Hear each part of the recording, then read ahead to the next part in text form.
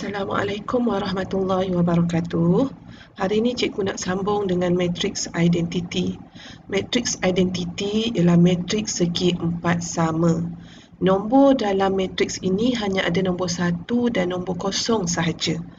Matriks identiti ni apabila kita darabkan dengan mana-mana matriks, ia akan menghasilkan matriks tersebut. Maksud dia, katalah ini adalah satu matriks 2, 3, 4, -1. Okey, katakan ini adalah matriks identiti. Okey, so kita darab dia. Okey, bila kita darab, kita akan tulis sebagai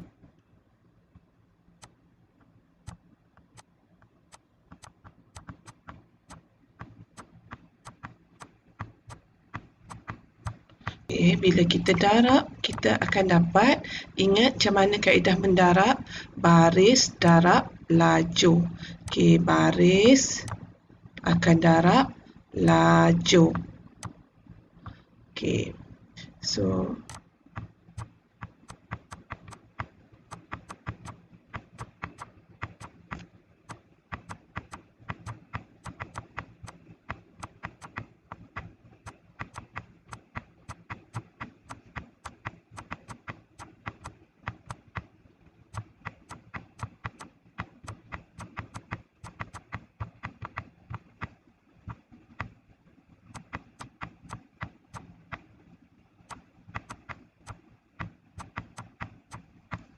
hasil darab matriks, mana-mana matriks bila dia darab dengan matriks identiti, dia akan dapat jawapan matriks itu semula.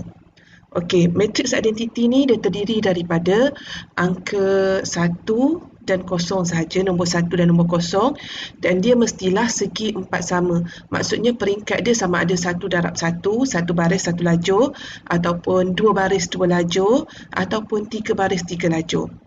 Okey, macam mana susunan nombor 1 dan 0 tersebut? Okey, matriks identiti 1 dan 0, 1 ni dia mestilah perpenjuru, mula daripada atas bawa ke hujung. Yang lain semua kosong. Ini kalau matriks 2 darab 2. Kalau matriks 3, 1, 1, 1, matriks 3 darab 3, dia akan jadi macam ni. Dia akan duduk satu barisan penjuru, perpenjuru segi empat, daripada atas ke bawah. So kalau 4 maksudnya, dia akan sengitlah bawa ke tepi 4 darab 4 punya matriks. Ini dipanggil matriks identiti.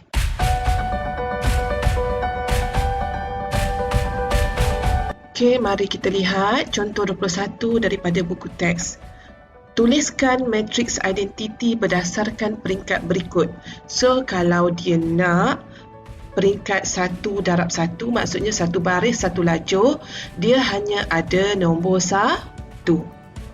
Okey, kalau dia nak matriks identiti bagi peringkat 2 darab 2, iaitu 2 baris 2 lajur, okey, 1 tu mesti diletak pada perpenjuru atas belah kiri.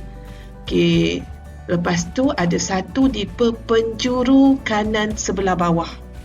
Okey, katakanlah soalan tu bagi macam ni. 0, 1, 0, 0, 1, 1, 0. Okey, katalah dia bagi macam ni 0, 1, 1, 0. Adakah ini matriks identiti? Dia ada 2 kali 2 juga peringkat dia. Cuma beza, 1 dia duduk perpenjuru kanan belah atas, 1 lagi duduk di perpenjuru kiri belah bawah. So ini bukan matriks identiti, bukan. Matriks identiti 1 dia mesti bermula, yang paling tinggi ni 1. Dia berakhir ke kanan, dia turun ke bawah, macam tangga, satu-satu. Dan bahagian lain, unsur lain semua kosong. Okey, tengok kalau nak buat matriks identiti bagi peringkat 4 darab 4. Okey, 1 di sebelah atas disusun menurun macam tangga. So unsur tempat yang lain semuanya kosong. Kalau dia nak matrix identity bagi 5 darab 5, 5 baris, 5 lajur pada unsur 1, 1, 2, 2, 3, 3, 4, 4, 5, 5 semua angka 1. Selain daripada tu, angka dia kosong. Okey, boleh faham dan jelas apa dia matrix identity? So, kalau faham, cikgu nak awak cuba jawab soalan latihan. Okey, untuk soalan latihan, cikgu nak awak jawab buku teks muka surat 56 latihkan diri 2.2D soalan 1 dan soalan 2. Okey, cikgu terus terangkan soalan 1.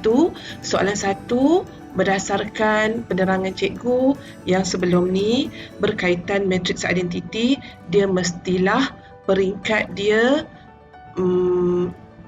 dia punya baris lajur sama, sebab baris lajur yang sama akan membentuk segi empat sama.